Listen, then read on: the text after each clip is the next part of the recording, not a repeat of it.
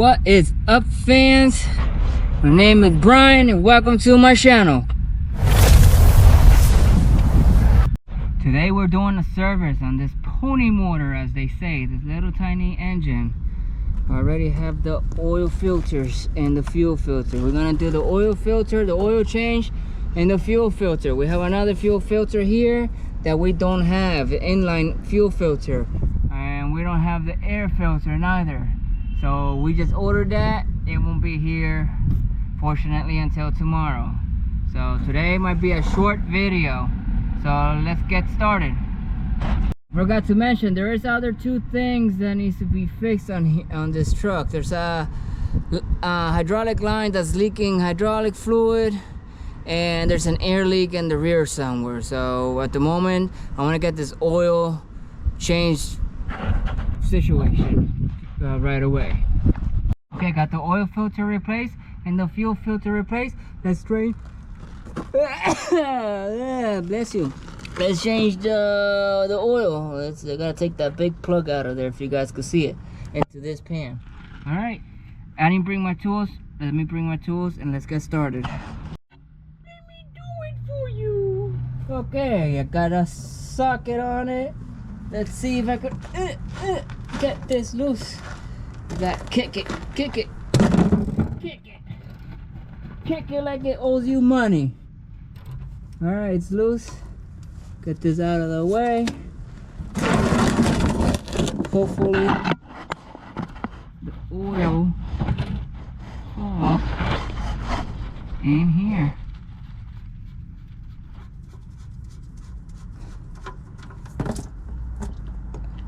What the hell? It's going bloop, bloop, bloop, bloop, bloop, bloop. If it does that, you gotta you gotta get some air in it. Get some air. Air. Wow, look at that.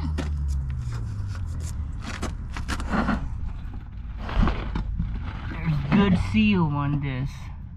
But there's the oil. Alright, let's start preparing the clean oil. I think this took 15 quarts of oil, believe it or not. It's a little engine. 15 quarts. I think it was. Maybe it was 9. I don't know, but we'll just check the dipstick there. Alright, let's get everything prepared. So I was thinking, let's work smarter. I'm just gonna bring the whole truck inside the shop. I'm not gonna carry 15 quarts of oil out here and filling it at one by one. We have a oil rail inside. So let's get inside the truck and bring it inside. All right, we're inside the truck. Let's bring it inside the shop. Yeah, grinding the gears.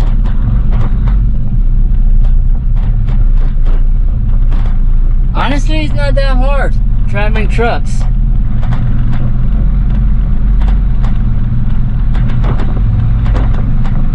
You just gotta make sure you know what roads you could go to. You know the roads that you could fit into, and make your turns wide. Wide turns. Look at that, perfect spun.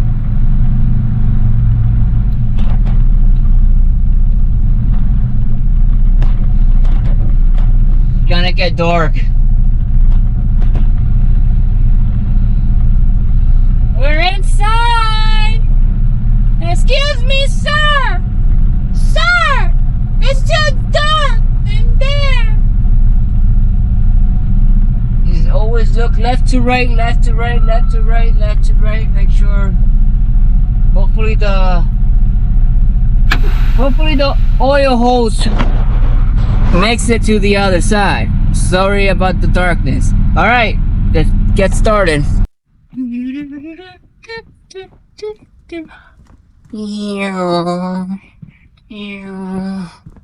It makes it. It reaches. I took the dipstick out so we could measure how many quarts of oil we put in here.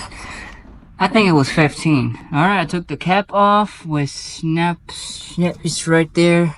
Thank God it didn't fall off. We'll run it over. Got my oil here. Unscrew it. It's like so. Shove it in the hole. Ah, I missed. And here, turn it on and start squirting. Ah. Damn it, man, this new shit sucks. Alright, I'll let you guys know when it's done. Alright, 15 quarts exactly. A little bit above, but that's perfect. I won't start it up until I get that inline fuel filter replaced, because I don't want to contaminate the new filter. So we are done with this for now until we get the inline fuel filter, and whenever we get the air filter. Now let's go check for an air leak. What the hell? I hate these plastic junk. Oh man, I got stuck. Put the cap crippled. Where the heck is my rag? Oh man. Alright, let me fix this stupid cap and then we go find the air leak. Alright, fix the cap. Now about this engine, 2 years ago I did the head gasket and it's still running till this day. All we've been doing is just changing the oil and fuel filter, maintaining it, and the engine will last forever. Alright, let's just go find the air leak. Do not touch the butt, do not touch the butt, do not touch the butt. I touched the butt. This is the belly pan. Now I hear a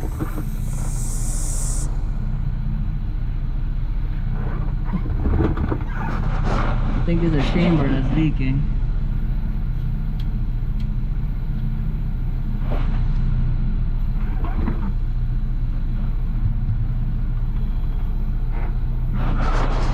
This chamber went bad. Now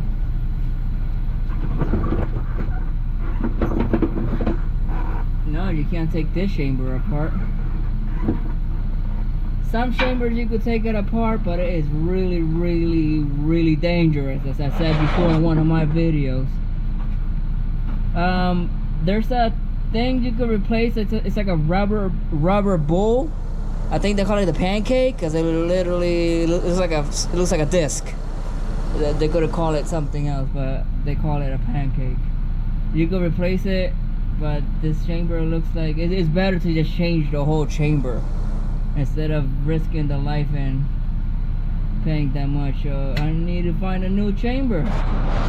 Now this is a short stroke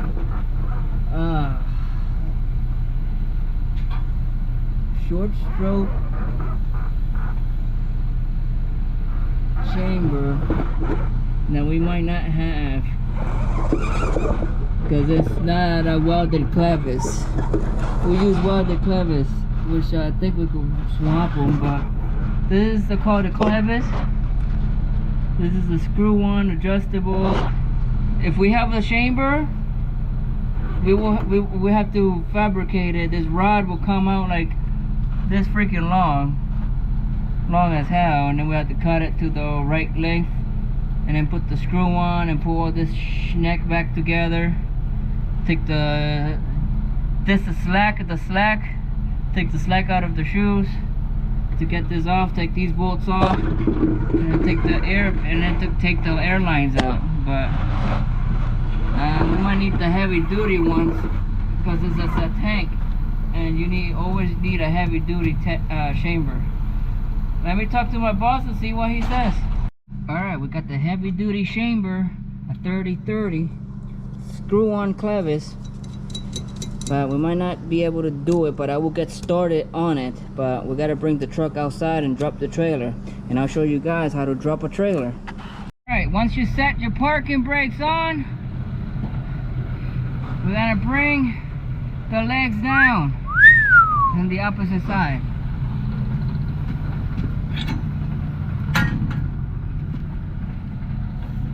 Now, a while ago, I did replace these legs because they were nobody ever put them up and somebody pulled out or something happened, all the legs went crippled. And it looks like they've done it again because this is bent.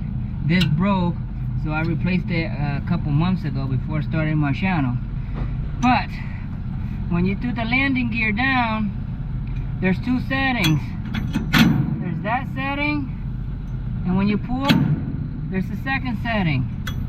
This will slide in and out. This will help it. You can't really do much here.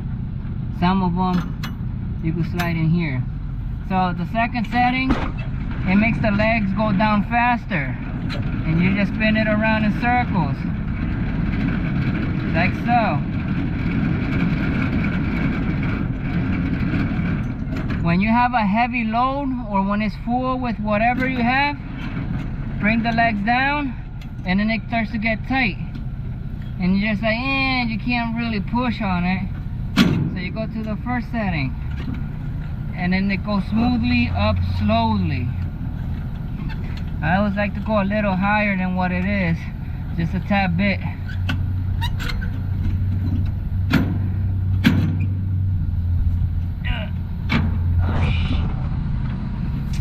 Ave Maria. There you go. Now, we gotta disconnect the fifth wheel. Disconnect the fifth wheel. I don't know exactly which one is first and which one is second. You can see it's stuck. I can't really pull on it. We have to back up the truck a little bit. So when we do that, you release the truck's parking brake, not the trailer's. That's the yellow one. And then you back it up a bit. That should be good enough. Tap the brakes again.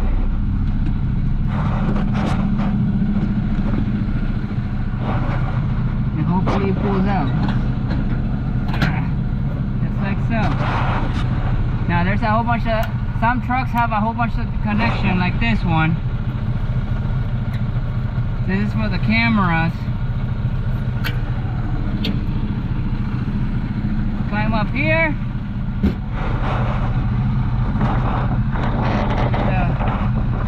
This one off. Just like so. Make sure the ears are all engaged, disengaged. Make sure you don't have the brakes pressed. And then you lift this flap on, get the pigtail out, get the service one out, and then you get the brown power or whatever this one is. All the trucks are different. Make sure you put them on a nice area that it won't fall into the shaft and rip them all off. Now you can put them where they belong to prevent that from happening. These are always getting messy.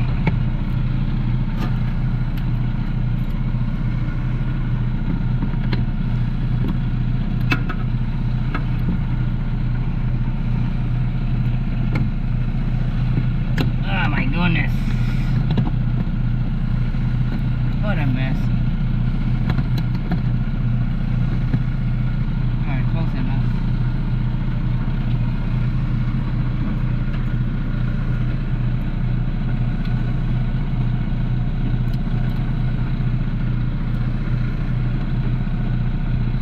Alright, last time I made this thing look so beautiful.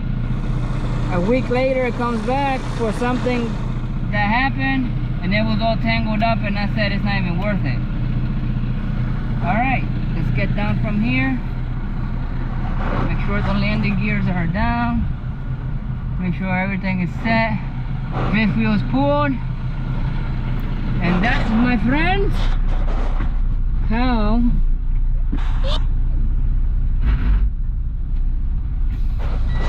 disconnect the trailer, just like so. And truck around. Don't do a burnout on it. Some trucks don't like doing burnouts.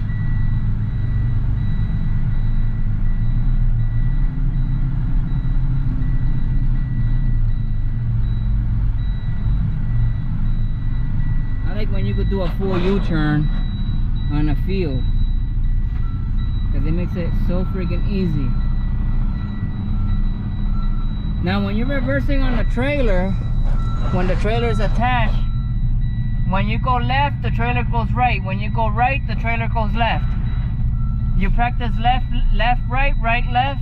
When you're reversing, then you'll be able to get a hang of it quick. That's how I learned how to drive it. Some people are different. Some people learn a different type of way. I mean, I'm not a truck expert driver because I don't have my CDL, but I drive it in here in the field. Oh shit, I left my door open. Guys, it is beautiful outside. If you guys are watching this video, enjoy the beautiful weather. Go outside, play, enjoy the toxic air that we breathe every single day, but get some sun into your body. The sun is really good for you. All right, trailer, it's here. Landing gears, everything is ready. It is what time? 3:33. We have half an hour left, so let's get the tools ready and at least get this thing semi apart. All right, tools needed are here. Got the chamber. Get this belt out of the way. Ah, schnick. I forgot. Teflon. Let's just get it apart for now. It's not gonna get done today. Guys, there might be a part 2 of this video. Please stay tuned for part 2.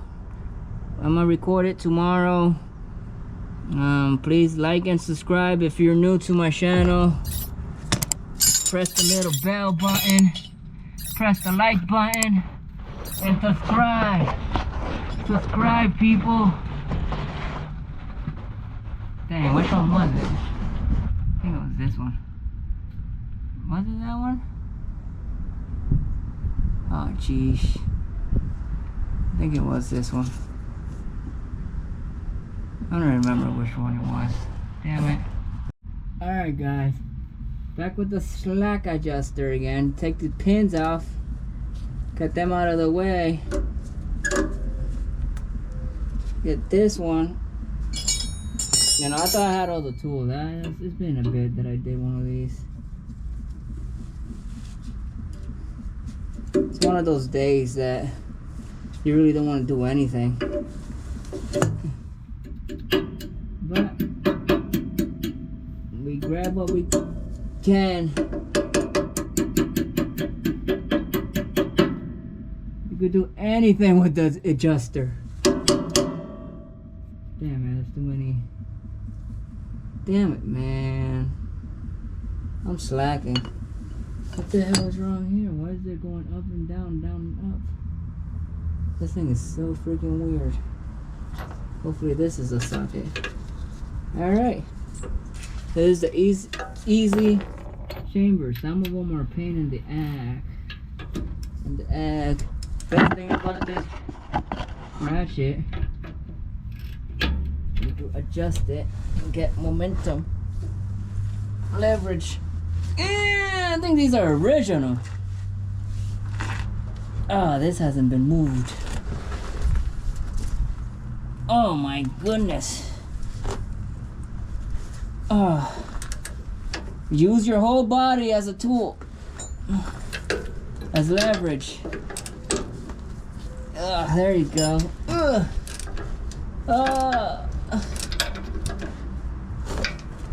Get an impact gun. Or guess what? I don't have an impact gun. I have an air impact gun.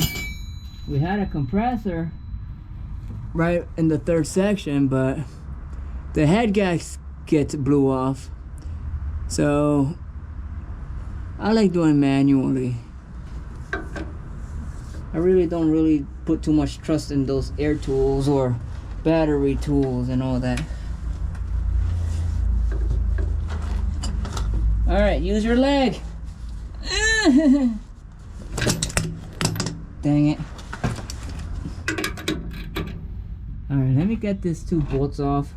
Hopefully we have enough slack on the chamber to get this pin off. And we're not gonna take it off completely because we gotta take these airlines off. Alright, let me get these 2 nuts off because they're nuts. Alright guys, I gotta loose enough, as you can see. Let's see if I could get this out of the way.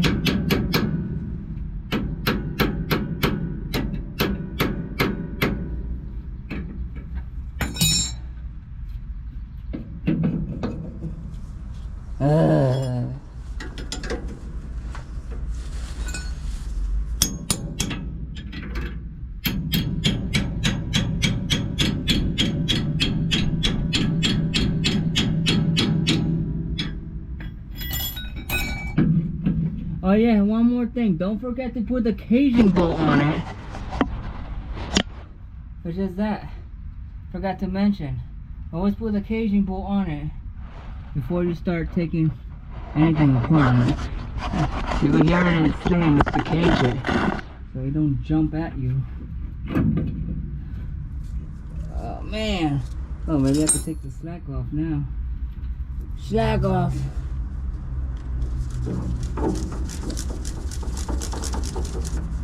There you go. There you go. I got the pin out, guys. Hour later. It's 4 o'clock. It is almost time to go. So let's put these. Because we might reuse these. Besides the nut. We're not gonna reuse the nut. The new chamber comes with new nuts. Alright folks, this is it. It is, by the time I put my tools back, it will be 4:30. Here comes the train. It's annoying, but it's cool. I like watching the trains. At least we can watch the trains in and out. But it gets annoying because when you want to speak, it starts honking the damn horn.